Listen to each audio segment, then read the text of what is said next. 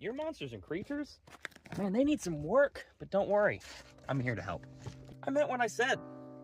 Your monsters and creatures, if they're not leaving an impact on your players, they need some help. And you may not fall into this category, but still, stick around and listen. I've got some tips for you guys. Welcome back. I am Wooz, the DM and the creative director for the World of Ae'oene Stories of Legend.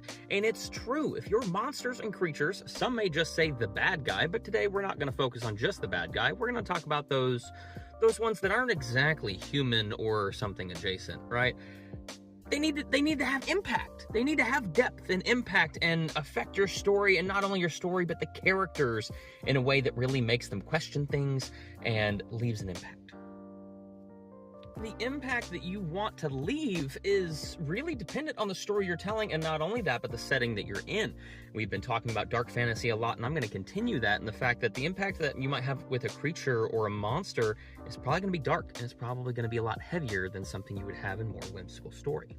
Let me give you an example of one that I've used. I call it the faceless child, and what it is the party or group or the heroes of the story, they come across a child that has no face, eerie and weird, cannot speak, but seems to communicate with body language, seems to be asking for help, seems lost, and everybody likes to help a lost child.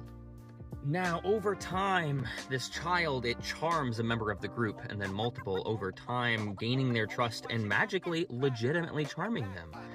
And in the event that they fall asleep with this child nearby, in full trust, the child will then infect them. And very much alien style, like the movies, given a little bit of time, they start to show signs of sickness, enlarging of the belly and things, and eventually they'll die, and more faceless children rip out of their stomach. And I could go into more detail, but you get the idea.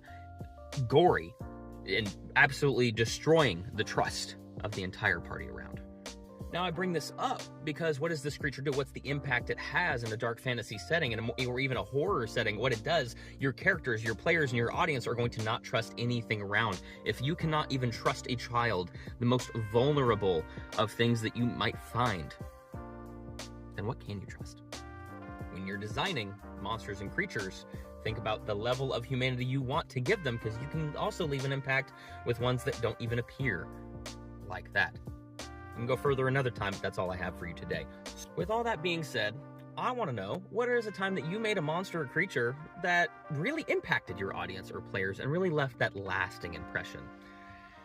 Because at the end of the day, if you can't answer that question, then like I said, really,